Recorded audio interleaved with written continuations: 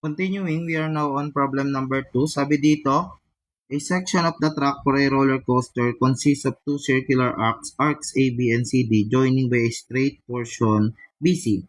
The radius of AB is 27 meters and the radius of CD is 72 meters. The car and its occupants of a total mass of 250 kg reach point A with practically no velocity. So, and then drop freely along the track. So, basically, ang sabi ng problem, break muna natin dito. Meron daw tayong dalawang circular track connected by straight track na BC. Okay, so yung unang radius natin, 27, yung pangalawa ay 72. So, ito, importanteng sinabi ng track, nung darating daw nung ating mga occupants or yung car, yung ating point A, wala daw halos velocity. So, the velocity at A is equivalent to 0 given that the mass is 250 kg. So, ang tanong sa atin, determine the normal force exerted by the truck on the car as the car reaches point B. And we have to ignore the air resistance and rolling resistance. So, ito lang yung kailangan natin from this point to this point. Hinahanap yung normal force. Sir, normal force pala di magka-Newton second law of motion tayo. Sige, mag-Newton second law of motion tayo. Tingnan natin kung ano yung makukuha natin sa Newton second law of motion. So, again, ang hinahanap lang natin ay NB. So, i-drawing natin yung itsura ng ating particle at point B. So, ito siya. At point B. At point B tayo ha. Ay, tatamaan ng aking normal force. Okay? So, may normal force na nag-a-act dito. Tapos, may weight tayo vertically downward which is ang mass 250 kg. Okay? Sabi ng problem, i-ignore daw natin yung rolling resistance, so wala tayong friction, wala din tayong air resistance. So in this case, ano tayo? Tawag dito? Curvilinear motion, normal and tangential. So our direction of normal axis is this. Our direction of tangential axis is towards this direction.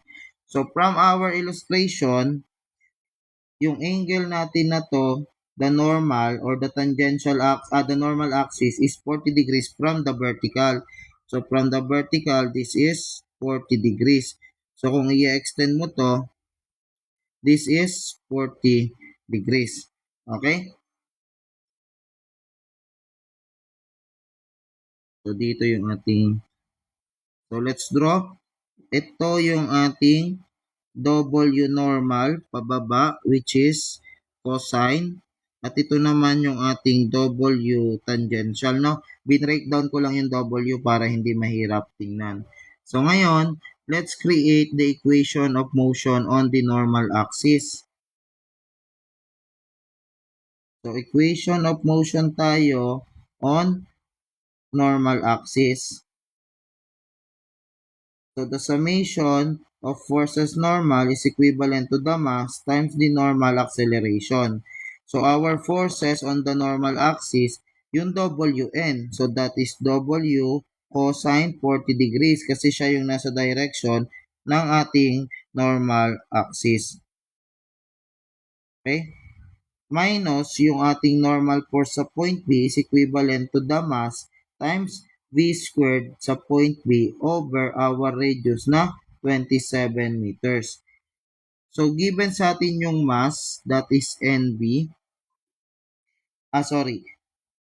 Hinahanap pala sa atin ay NB. Given sa atin yung mass, so that would be W cosine 40 degrees. Tapos pag nilipat ko, magiging minus MBB squared over 27. So, unfortunately, kailangan muna nating hanapin si velocity para makuha natin yung normal force. So, dito papasok yung ating conservation of energy. So, try nating solvein using conservation of energy and then tingnan natin kung kaya nating kunin siya using work and energy. So, conservation of energy muna tayo. Walang force na nagtulak doon sa cart para bumaba. So, lahat ng force na meron tayo dito ay conservative kasi wala din friction. So, walang non-conservative force. So, conservative forces lang tayo. So, our conservation of energy is T1 plus B1 is equal to T2 plus V2. Okay. So yung T1, that is 1 half MB1 squared plus yung B1 natin. So mag-establish tayo ng datum line. Siguro mas maganda kung ang datum line na kukunin na lang natin ay galing dito. Since point A lang na may kinoconsider natin. Positive ngayon, since above sa datum line tayo, positive ngayon yung ating YA and yung ating YB naman is positive also. So pareho positive. So kunin natin yan taking both positive. So we have W times YA, palitan na natin to ng A kasi yun yung point 1 natin, equal to, wala tayong spring, so allow me to tanggalin na lang yung spring kasi ilagay natin para sa B1. So 1 half KSA squared. So this is 0 kasi wala tayong spring.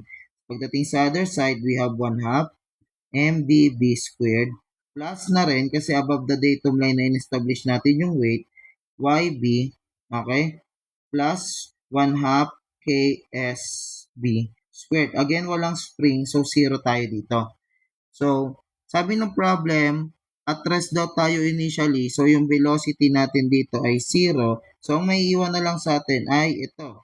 We have W. Yung W, in terms na natin ng mass, mgya equal to 1 half mbb squared plus mgyb. Medyo delay na yung response ng aking lobat na siguro ko. So, siguro ito ay cancelable naman. Tanggalin na natin lahat ng mass. So, masosolve na natin yung BB given that our YA 9.81, our YA is vertically up to so 27 meters. So, this is 27 meters equivalent sa 1 half ng BV squared plus 9.81 times our YB naman from this problem. Ito ay 27 din. So, kung ito-drawing natin si YB, this is YB, this is 27 meter yung ating radius. Then, yung angle natin kasi 40 degrees dito. So, yung matitira dapat dito ay 50 degrees kasi total nila ay 90. So, 50 degrees ito. So, YB is equivalent to 27 sine kasi opposite tayo ng 50 degrees.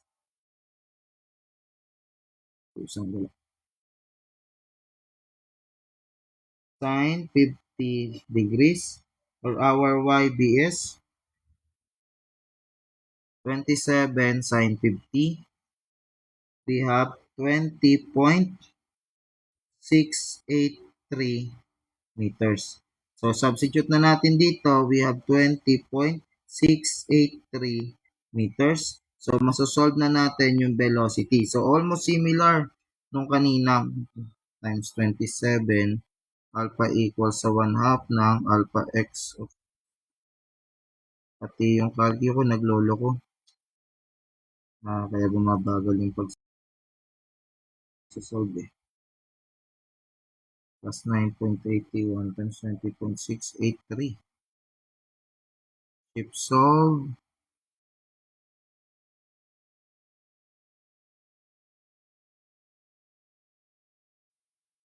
we have around, let's see, 12 estimate. We have 11.133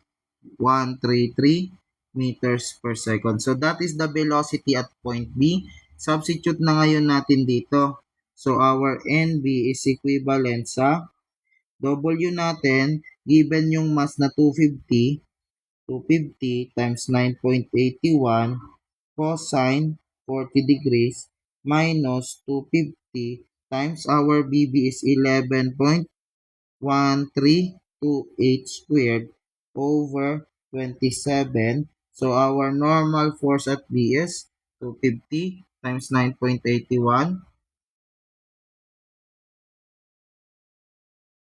Okay, 250 times 9.81 cosine 40 minus 250 times 11.1328 1328 squared over 27. So the normal force acting on the member is 731.138 Newton. And this is our answer for this problem.